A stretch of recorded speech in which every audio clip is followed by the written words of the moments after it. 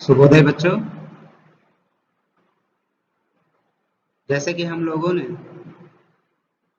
उपवाचक part 4 जो है अनोखा उपाय पार्ट 1 कंप्लीट किया था। आज हम पार्ट 2 कंप्लीट करेंगे और उस कहानी को अच्छी तरह समझेंगे। उपवाचक पाठ अनोखा उपाय डॉक्टर राहुरी भारद्वाज द्वारा लिखी गई पाठ है। पहले हम एक बार रिव्यू कर लेते हैं कि पहले पार्ट 1 में हमने क्या पढ़ा था।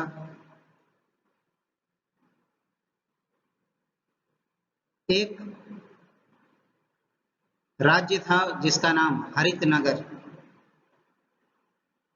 ग्रीन सिटी कह सकते हैं, हरित नगर। और वहां के जो राजा हैं कुमार वर्मा, महाराज कुमार वर्मा वहां के राजा थे। बहुत ही अच्छे शासक थे। उनके राज्य में सभी लोग खुशी से जी रहे थे। अचानक सूखा पड़ गया, सभी पेड़ पौधे सूखने लगे, भूमि सूखने लगी, नदियां, तालाब, गड्ढे सूखने लगे और राजा बहुत चिंतित हुए कि व्हाट इज द रीजन, क्या रीजन है, क्या कारण है कि सब सूख रहे हैं, अकाल पड़ रहा है। तो उन्होंने इस प्रॉब्लम के लिए चर्चा के लिए, प्रॉब्लम के सॉल्यूशन के लिए बुद्धिमानों को, हाजिर जवाबदारों को और विद्वानों को बुलवाया। सभी लोगों ने अपने अपने तरीके से बताया कि कुछ ना कुछ जरूर मिस्टेक हुई, कुछ भूल हुई होगी जिसे हम पहचान नहीं पा रहे हैं। तब राजा ने कहा कि ठीक है, उसका सॉल्यूशन क्या है, हम क्या कर सकते हैं। तब उन लोगों ने बताया कि सभी तरह से जो खुशहाल राज्य है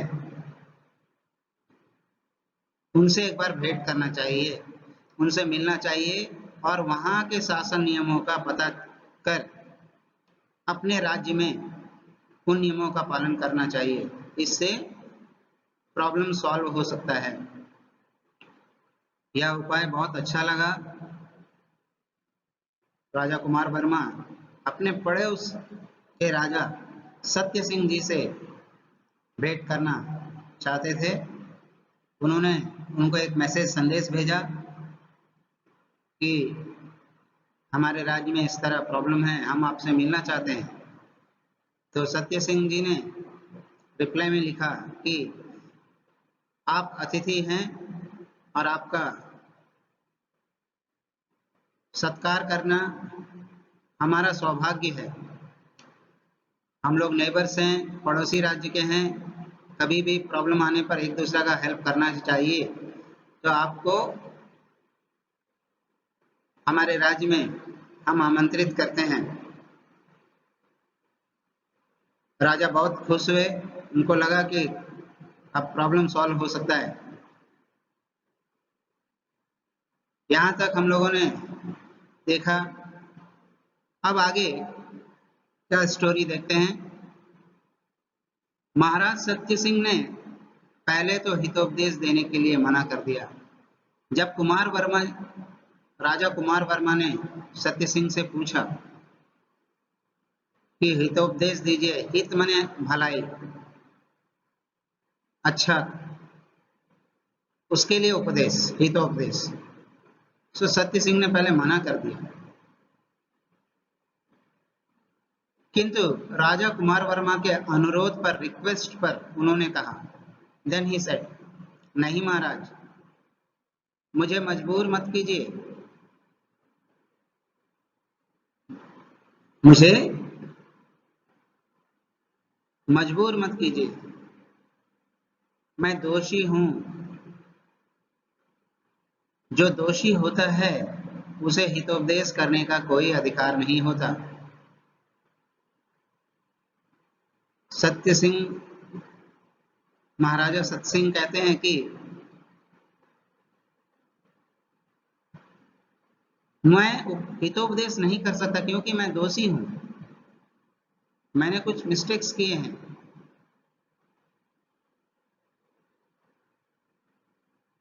क्योंकि शास्त्र में लिखा है कि अगर हम गलती करें तो हमें बोलने का अधिकार नहीं होता है। उसी तरह ये भी कहते हैं कि जो दोषी होता है उसे हितोपदेश करने का कोई अधिकार नहीं होता। मैं आपको एक घटना सुनाता हूं।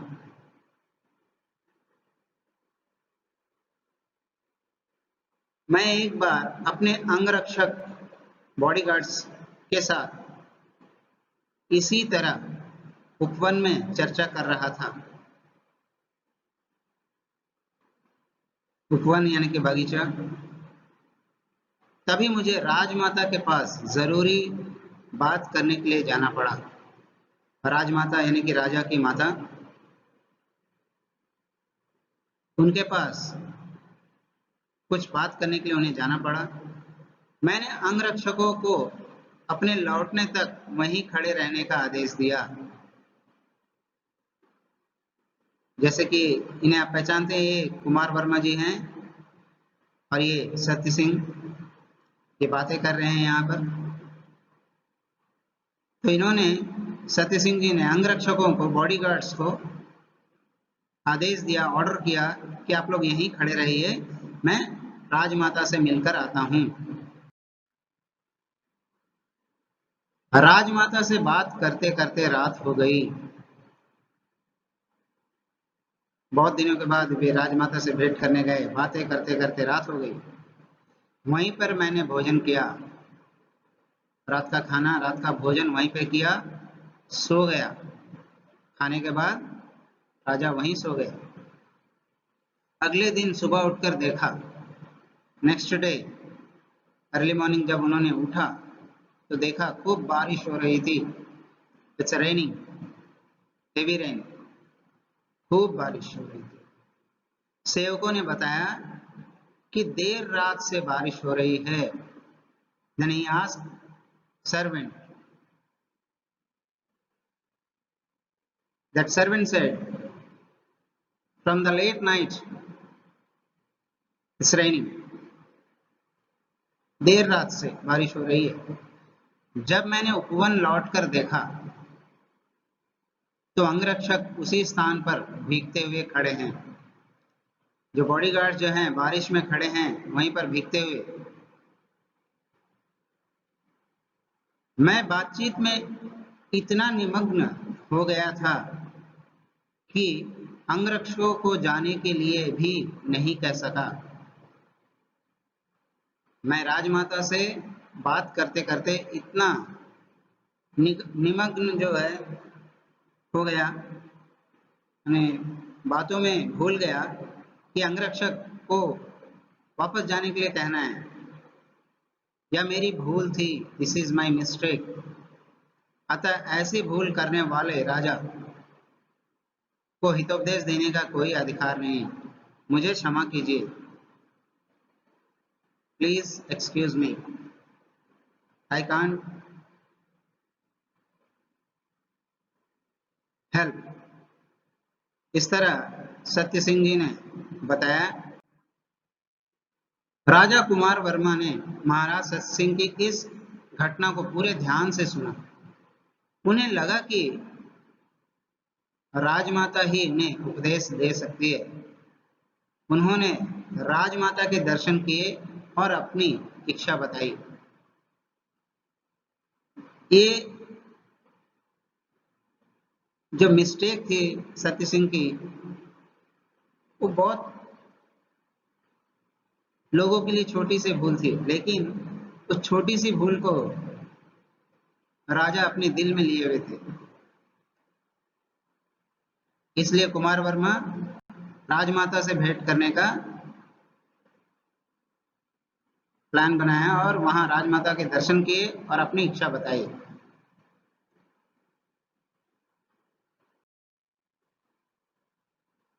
पुत्र, राजमाता कहती है कि पुत्र, सच कहूं तो मैं भी दोषी हूं। एक बार मेरे पुत्र ने अपनी पत्नी के लिए सुंदर जेवर बनवाए। जेवर का अर्थ होता है ऑर्नामेंट्स। देखिए ये सब जेवर हैं, सोने के जेवर। मेरे मन में जेवर के प्रति लालच पैदा हो गया। लालच, ग्रीडीनेस। जेवर देखकर मेरे मन में लालच पैदा हो गया। यदि मैं अपने पुत्र या बहू से जेवर मांगती तो वे कभी मना नहीं करते। अगर राजमाता अपने पुत्र से या बहू से, बहू, पुत्र की वाइफ जो है, बहू है, जेवर मांगती तो वे कभी मना नहीं करते। लेकिन एक राजमाता का जेवरों के प्रति आकर्षण होना दोष है। राजमाता को किसी चीज की भी कमी नहीं होती, लेकिन उन्हें जेवर के प्रति आकर्षण होना जो है दोष है। इस तरह उन्हें लगा। किसी दूसरे के वस्तु के प्रति लालच रखना भी गलत है।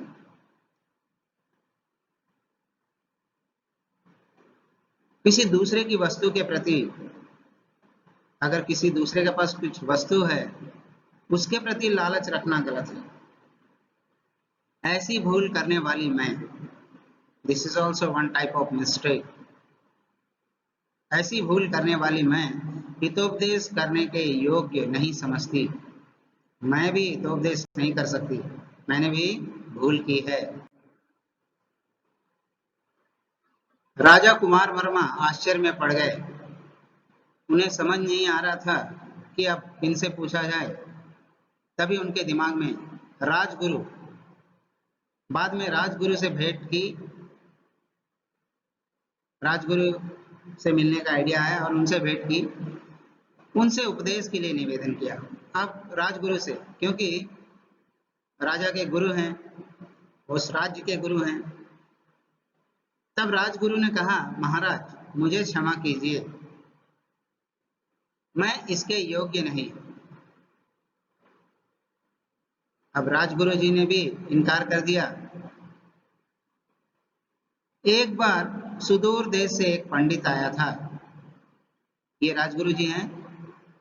इन्होंने बताया कि कहीं दूर देश से एक पंडित आया था, राज दर्शन करना चाहा, राजा का दर्शन करना चाहा। उसके पांडित्य की जांच करने का समय ना होने के कारण मैंने राजा को यह कह दिया कि वह बड़ा पंडित है। अब राजगुरु जी के ऊपर राजा का विश्वास था। राजा ने राजगुरु को उस पंडित की जांच करने का, पंडित के जो पांडित्य है, उनका ज्ञान का जांच करने को कहा। लेकिन राजगुरु बिजी थे किसी काम में, उनके पास समय नहीं होने के कारण बिना जांच किए उन्होंने बता दिया कि हाँ वह बड़ा पंडित है। राजा मुझ पर असीम विश्वास रखते हैं। असीम माने बहुत ज्यादा। राजा मुझ पर असीम विश्वास रखते हैं। उन्होंने पंडित को ढेर सारा इनाम दे दिया। आगे चलकर मुझे पता चला कि वह पंडित केवल औसत था। औसत का अर्थ है एवरेज। वो बहुत ज्ञानी नहीं था, एवरेज था। लेकिन इनके समय नहीं होने के कारण इन्होंने झूठ बोला और राजा ने विश्वास किया और उसे ढेर सारा इनाम दे दिया। पंडित बहुत खुश है। चित्र में देखिए, मेरे आलस के कारण मैं राजा को उचित सलाह ना दे सका। लेजीनेस के कारण मैं राजा को सही सलाह नहीं दे सका, सही बात नहीं बता सका। क्योंकि राजगुरु का जो कार्य है वे अच्छी तरह उन्हें पंडित का टेस्ट करके सही बात बताना चाहिए था, लेकिन उन्होंने ऐसा नहीं किया। ऐसी भूल करने वाला मैं हितोपदेश के योग्य नहीं समझता। मैं भी दोषी हूँ, मैंने भी भूल की है। हितोपदेश के लिए मैं अपने आप को योग्य नहीं समझता हूँ। राजा कुमार वर्मा बड़ी सोच में पड़ गया था, क्योंकि सबसे पहले उन्होंने राजा सत्य सिंह जी से पूछा, उन्होंने मना कर दिया, क्योंकि अंगरक्षक वाला स्टोरी सुनाया। उसके बाद कुमार वर्मा जी राजमाता से मिलने गए, उन्होंने जेवर वाला स्टोरी सुना दिया। उसके बाद राजगुरु के पास आए, राजगुरु ने पंडित वाला स्टोरी सुनाया। अब राजा कुमार वर्मा बड़ी सोच में पड़ गया। इन 3 घटनाओं से उसे यह सीख मिली कि हमें छोटी से छोटी भूल भी नहीं करनी चाहिए। इन तीनों का तीन स्टोरी सुनकर उन्हें लगा, राजा कुमार वर्मा को लगा कि यहाँ के जो लोग हैं हर छोटी बात को बड़ी ध्यान से सीरियसली ले रहे हैं, छोटी से छोटी भूल भी नहीं करना चाहते हैं। यदि हमसे कोई भूल हो तो उसे तुरंत सुधार लेना चाहिए। सो ये जो है उन्हें सीख मिली कि अगर कोई भी भूल हो जाए, हम इंसान हैं, इंसान से भूल होना सहज है, लेकिन उसे तुरंत सुधार लेना बुद्धिमानी होती है, तुरंत सुधार लेनी चाहिए। राजा ने इस सीख का पालन किया, कुछ ही दिनों में उसका राज्य खुशहाल बन गया।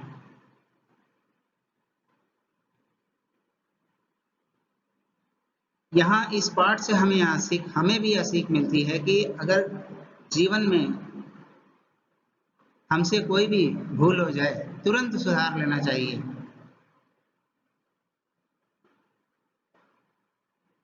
छोटी से छोटी भूल तुरंत सॉरी बोलना चाहिए और सुधार लेना एक्चुअली ये बुद्धिमानी होती है। और राजा कुमार वर्मा ने इसी सीख का पालन किया और कुछ ही दिनों में उनका राज्य खुशहाल बन गया।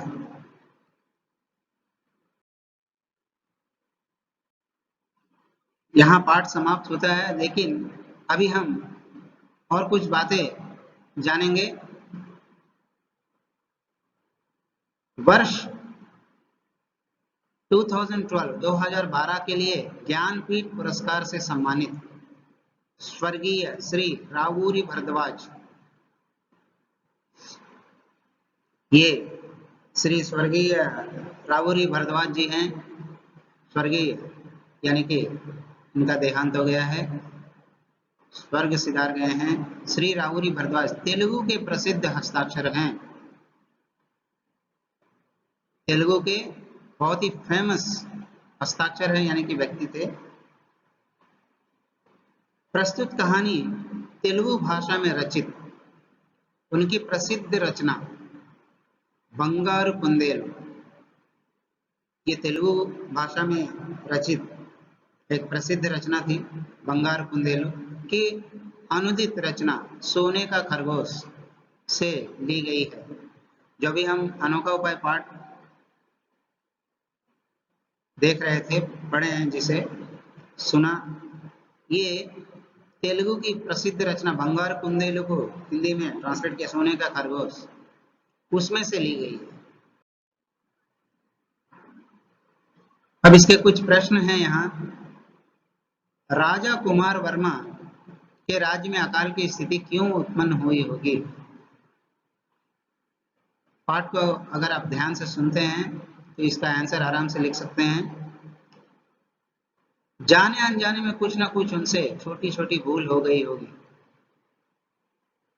राजा से कुछ छोटी मोटी भूल हुई होगी, वो भी जाने अनजाने में, इसलिए उस राज्य में अकाल की स्थिति उत्पन्न हुई होगी। अकाल की समस्या के परिष्कार के लिए राजा ने क्या क्या उपाय सोचे होंगे? राजभंडार से अनाज बांटा, पड़ोसी राज्य के राजा से मिले, उनके सुशासन को जाना और अपने राज्य में उसे अप्लाई किया। इस तरह बहुत सारे उपाय सोचे होंगे। बुद्धिमानों ने हाजिर जवाबदार और विद्वानों से मिले, ये सब लिख सकते हो। राजा कुमार वर्मा की जगह यदि तुम होते तो अकाल की समस्या से कैसे जूझते? अगर आप रहते वहां पर तो क्या करते? इसको अपने आप सोच कर लिखना। यह थी अनोखा उपाय, बहुत ही सुंदर उपाय। देखिए राज्य फिर से हरा भरा हो गया था। अब यहाँ पाठ समाप्त करते हैं। धन्यवाद बच्चों।